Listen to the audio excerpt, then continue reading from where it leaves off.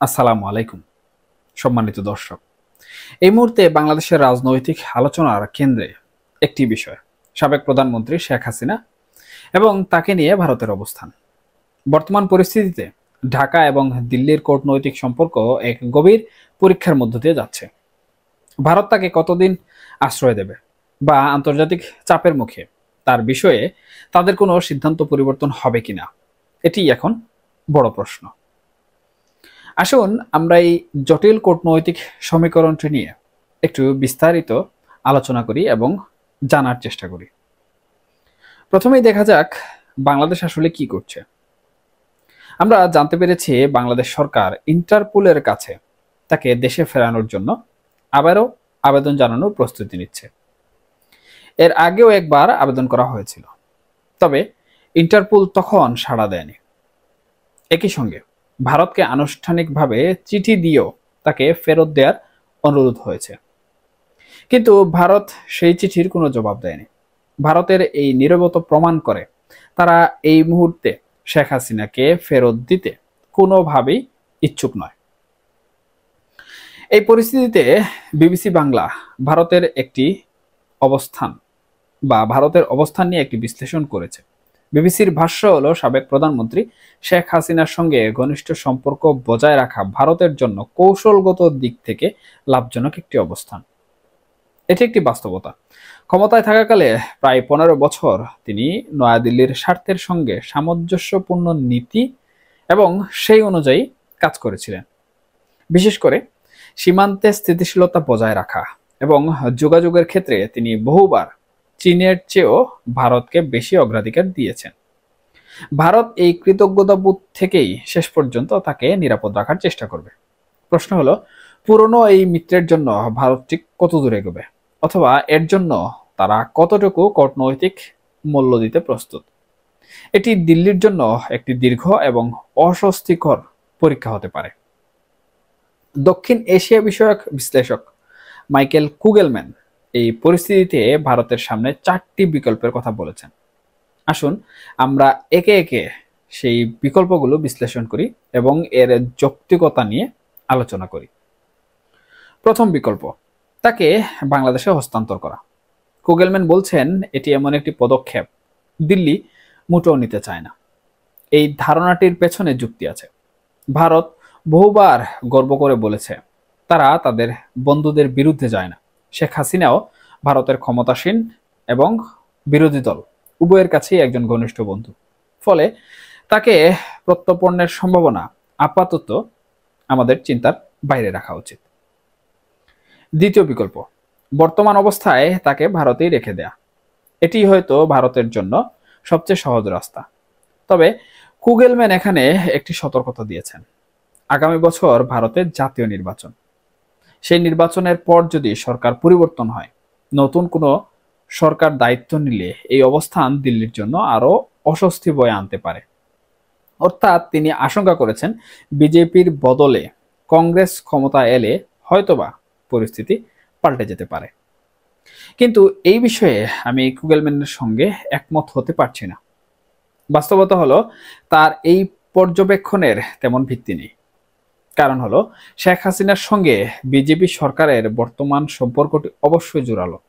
তবে শেখ পরিবার ও আওয়ামী লীগের ঐতিহাসিক সম্পর্ক সেই 71 সাল থেকে কংগ্রেসের সঙ্গে, অর্থাৎ ইন্দিরা গান্ধীর দলের সঙ্গে। সুতরাং যদি সরকার পরিবর্তন হয়, কংগ্রেস ক্ষমতায় এলে সেটি তার জন্য নেতিবাচক হওয়ার চেয়ে বরং ইতিবাচক হবে। এর চাইতেও বড় বিষয় হলো, ভারতে তাকে আশ্রয় দেওয়ার পর প্রধানমন্ত্রী নরেন্দ্র মোদী একটি সর্বদলীয় বৈঠক করেছিলেন। সেই সর্বদলীয় বৈঠকে সিদ্ধান্ত পাশ হয়েছিল তাকে আশ্রয় দেওয়ার কোনো দ্বিমত নেই। এটি প্রমাণ করে তাকে ভারতে রাখা একটি রাজনৈতিক প্রবলেম কোনোভাবেই তৈরি করবে না। তৃতীয় বিকল্প, তাকে চাপ দেওয়া।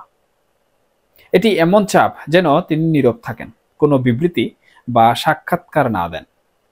কিন্তু এটিও বাস্তবসম্মত নয়। কারণ হলো, তিনি এখনো আওয়ামী লীগের প্রধান। তিনি নীরব থাকলে তার দলের কার্যক্রম কার্যত স্থবির হয়ে পড়বে। এ ধরনের প্রস্তাব চাপিয়ে দেয়া দিল্লি সরকারের জন্য একটি বিব্রতকর পরিস্থিতি তৈরি করবে। চতুর্থ বিকল্প, তাকে তৃতীয় কোনো দেশে পাঠিয়ে দেয়া। কুগেলম্যান বলছেন এটিও সমস্যা মুক্ত নয়। আইনি ও নিরাপত্তার জন্য ঝামেলাপূর্ণ একজন অতিথিকে গ্রহণ করতে বেশিরভাগ দেশই সহজে রাজি নাও হতে পারে। এই বিকল্পটি বাস্তবে প্রমাণ করাও অনেক কঠিন। সুতরাং এই চারটি বিকল্পের মধ্যে দ্বিতীয় বিকল্পটি, অর্থাৎ তাকে ভারতেই রেখে দেওয়ার সিদ্ধান্তই সবচেয়ে শক্তিশালী এবং যুক্তিসঙ্গত। ভারতের বিভিন্ন সূত্রের মাধ্যমে বিবিসিও নিশ্চিত করেছিল বাংলাদেশ ফেরত চাইলেও ভারত তাকে ফেরত দেবে না। এর পরিণতি কি হতে পারে?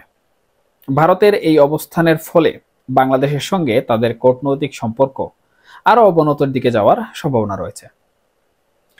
আগামীতে নির্বাচিত সরকার কারা আসছে সে পর্যন্ত এই বিষয়ে কোনো উন্নতির লক্ষণ দেখা যাচ্ছে না। সব মিলিয়ে এটি কেবল একজনের ভাগ্য নিয়ে প্রশ্ন নয়, এটি এই অঞ্চলের ভূ রাজনীতির একটি বিশাল ক্যানভাস। একটি দেশের অভ্যন্তরীণ রাজনৈতিক পরিস্থিতি কিভাবে আন্তর্জাতিক কূটনৈতিক সমীকরণকে প্রভাবিত করতে পারে, এটি তারই একটি জ্বলন্ত উদাহরণ। শেখ হাসিনার ভাগ্য হয়তো শেষ পর্যন্ত নির্ভর করবে ভারতের কৌশলগত স্বার্থ এবং তাদের সর্বদলীয় ঐক্যমতের উপর, বাংলাদেশের আইনি বা কূটনৈতিক আহ্বানের উপর নয়। তবে এখানে সব থেকে বড় যে সুবিধাটি আওয়ামী লীগ পাবে কিংবা শেখ হাসিনা পাবে সেটি হচ্ছে, যদি ভারত যে সিদ্ধান্ত নেয় বিকল্প হিসাবে, অর্থাৎ শেখ হাসিনাকে ভারতে রেখে দেয়া, তাহলে আওয়ামী লীগ বাংলাদেশের রাজনীতিতে পুনরায় ঘুরে দাঁড়ানোর জন্য বিশাল একটি সাহায্য পাবে ভারতের কাছ থেকে। এবং ইতিমধ্যে কিন্তু বাংলাদেশে যে সকল নাশকতা সমূহ ঘটছে কিংবা যে সকল ঘটনা সমূহ ঘটছে, কিংবা আমি যদি বলি সরকারকে নিয়ে যে ধরনের বিষয়বস্তুগুলো আমরা দেখতে পাই, সরকারকে অচল করার জন্য, দেশকে অস্থিতিশীল করার জন্য, সরকারের অনেক লোকও কিন্তু এই বিষয়ে দাবি করেন যে এটি কোনো একটি মহলে ষড়যন্ত্র। এখন একটি বড় ষড়যন্ত্র, অর্থাৎ একটি দেশে একটি রাজনৈতিক দল পুনরায় ক্ষমতায় ফিরে আসার জন্য যে ষড়যন্ত্রগুলো করতে হয়, সেই ষড়যন্ত্রগুলো আওয়ামী লীগ একা কোনোভাবেই করতে পারবে না, তাদের যতই অর্থ থাকুক কিংবা যতই তাদের শক্তি সামর্থ্য থাকুক। একটি দেশের অভ্যন্তরীণ যে গোপনীয় বিষয়গুলো রয়েছে, সেই গোপনীয় বিষয়গুলো কিন্তু অন্য দেশের গোয়েন্দা সংস্থাগুলোই সব থেকে ভালো এবং নিখুঁতভাবে জানতে পারে। কোনো রাজনৈতিক দলের নেতৃবৃন্দরা কিন্তু সেটি সহজে জানতে পারেন না। সুতরাং ভারত তাদের ইন্টেলিজেন্স কাজে লাগিয়ে সরকারের তৎপরতা, সরকারের সকল কার্যক্রম আওয়ামী লীগকে দিয়ে, আওয়ামী লীগ সেই তথ্যগুলো ব্যবহার করে বাংলাদেশের মধ্যে পুনরায় রাজনীতিতে ফিরে আসা এবং ক্ষমতায় ফিরে আসার স্বপ্ন দেখছে, সেই অনুযায়ী কাজ করছে। তবে যদি এখানে শেখ হাসিনা না থাকেন, অর্থাৎ ভারতে যদি শেখ হাসিনা না থাকেন, অন্য কোনো দেশে চলে যান, তাহলে এই যে সাপোর্ট, এই যে সমর্থন, এগুলো কিন্তু ভারতের কাছ থেকে খুবই কম পাবে এবং আমাদের ধরে নিতে হবে যে তারা পাবে না কোনোভাবে এই সমর্থনগুলো। সুতরাং শেখ হাসিনা নিজেও খুব ভালো করে এই বিষয়গুলো জানেন এবং তিনি পর্যবেক্ষণও করছেন।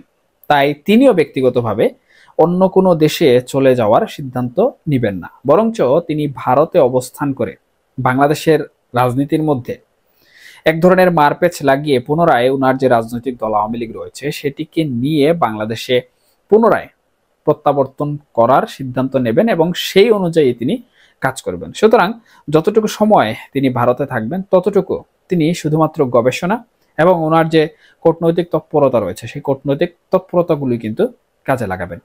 দেখা যাক পরবর্তীতে আসলে কি বিষয় পাওয়া যায়, কিংবা যে বিকল্পগুলো নিয়ে আমরা আলোচনা করছি কিংবা বিভিন্ন রাজনৈতিক বিশ্লেষকরা আলোচনা করছেন, তাদের সেই বিকল্পগুলোর মধ্যে কোনটি সব থেকে বেশি কার্যকর ফলাফল নিয়ে আসে।